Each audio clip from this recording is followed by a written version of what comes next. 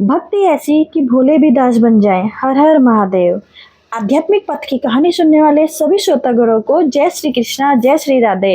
आप सब लोग मुझे ऐसे ही प्यार दीजिए, सपोर्ट कीजिए, मुझे मोटिवेट कीजिए, जिससे मैं और अच्छे अच्छे वीडियो बना पाऊँ।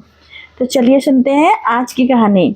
महाकवि विद्यापति मैथिली से सर्वोपरि कवि के रूप में जाने जाते हैं। वे भगवान शिव के बहुत बड़े भक्त थे। उन्होंने भगवान शिव पर अनेकों मैथिली गीतों की रचना की। वो इतने बड़े भक्त थे कि उसका अंदाजा आप इससे लगा सकते हैं कि भगवान शिव उनके यहाँ उनके दास बनकर रहे। बात 1360 ईस्वी की है, जब भगवान भोलेनाथ स्वयं इस मृत्यु लोक में उगना बनकर उनकी रचना सुनने के लिए उनके पास दास बनकर आ रहे थे।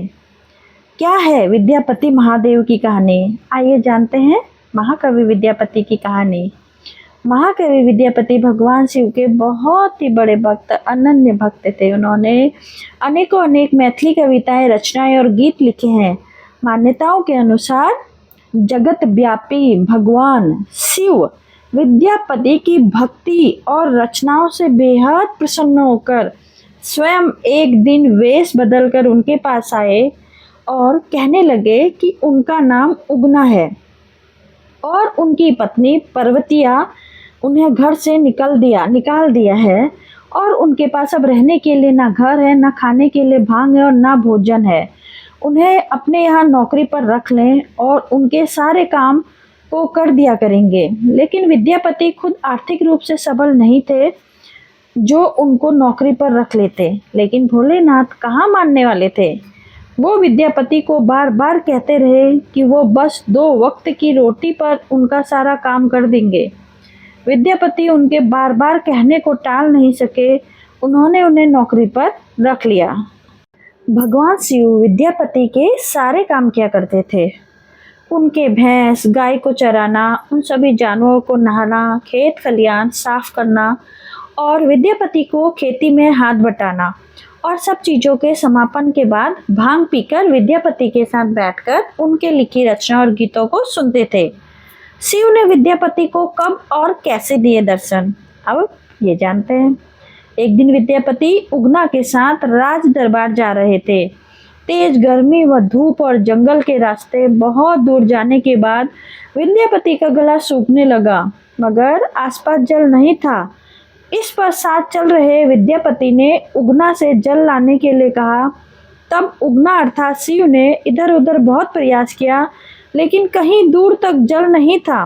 थोड़ा दूर जाकर उन्होंने अपनी जटा खोली व 1 लोटा गंगा जल लेकर विद्यापति के पास पहुँचे। जल पीते ही विद्यापति को गंगा जल का स्वाद आया। उन्होंने सोचा कि इस वन के बीच यह जल कहाँ से आया। उन्होंने उगना अर्थात शिव से पूछा, रे उगना, ये जल तुमने कहाँ से ले आया? शिव को उनकी हुई चतुराई पकड़ने जाने की आशंका हुई। उन्होंने कहा कि पास ही के एक नदी से। विद्यापति कहा ये मानने वाले थे कि यह जल किसी नदी का है। उन्हें तो पूरा विश्वास था कि यह गंगा जल है। उन्होंने उगना से कहा कि वो उनको वो नदी दिखाए। विद्यापति को लेकर उस दिशा की तरफ बढ़े। फिर दूसरी दिशा की तरफ बहुत ढूंढने के बाद भी कहीं कोई नदी नहीं मिली। अब विद्यापति को संदेश हुआ कहीं उगना स्वयं भगवान शिव ही तो नहीं है। उन्होंने शिव के चरण पकड़ लिए तो शिव को अपने वास्तविक स्वरूप में आना पड़ा। उसके बाद शिवजी ने महाकवि विद्यापति के साथ रहने की इच्छा जताई और उन्हें बताया कि वह उगना बनकर ही साथ रहेंगे। उनके वास्तविक रूप का किसी को पता नहीं चलना चाहिए। घर पहुंचने के बाद विद्यापति के स्वभाव में परिवर्तन आ गया था। वो अब उगना को किसी भी काम को करने के लिए नहीं कहते थे। उनके सभी काम को ही भी विद्यापति स्वयं करने लगे। उगना भी भा खाकर खड़ी कहीं पड़ा रहता था। उन्हें जैसे कोई चिंता ही ना हो। ये सब विद्यापति की पत्नी को थोड़ा अजीब लगने लगा था। अब शिव हुए अंतर्ध्यान। एक दिन विद्यापति की पत्नी ने उगना से कहा कि मवेशियों को चारा देने के बाद कुछ लकड़ियां जंगल से लेते आए। लेकिन उगना को ये सब याद कहाँ रहा। वो तो भांग के नशे में कहीं पड़ा रहा। बहुत देर के बाद जब वो घर पहुंचा तो विद्यापति की पत्नी अत्यंत गुस्से में थी। वो जलती लकड़ी से उगना को पीटने के लिए जैसे ही बढ़ी कि विद्यापति के मुंह से निकल पड़ा, यह तो साक्षात भगवान शिव हैं और तुम इन्हें मारने जा रही हो। इतना कहते ही शिव अंतर्ध्यान हो गए। बाद अपनी भूल पर पछताते हुए कवि विद्यापति वनों में शिवजी को खोजने लगे। खाना पीना सभी छोड़कर उगना उगना उगना उगना रट लगाने लगे। इस समय भी महाकवि ने एक गीत लिखा, उगना रे मोह कतई गहलाए शिव किटहु भुलाए। मिथिला क्षेत्र के लोग विद्यापति की ये पंक्तियां उगना महादेव की कथा के साथ गाकर सुनाते हैं। कैसे उगना महादेव की स्थापना हुई। अपने प्रिय भक्त की ऐसी दशा देखकर भगवान उसके समक्ष प्रकट हुए और उन्होंने समझाया कि मैं अब तुम्हारे साथ नहीं रह सकता, परंतु उगना के रूप में जो तुम्हारे साथ रहा उसके प्रतीक चिन्ह के रूप में अब मैं शिवलिंग के रूप में तुम्हारे पास विराजमान रहूंगा। उसके बाद से ही उस स्थान पर स्वयंभू शिवलिंग प्रकट हो गया। उगना महादेव मंदिर के गर्भगृह में जाने के लिए आपको 6 सीढ़ियां उतरकर जाना पड़ता है। इसी प्रकार उज्जैन में स्थित महाकाल मंदिर में भी शिवलिंग तक पहुंचने के लिए 6 सीढ़ियां उतरनी पड़ती हैं।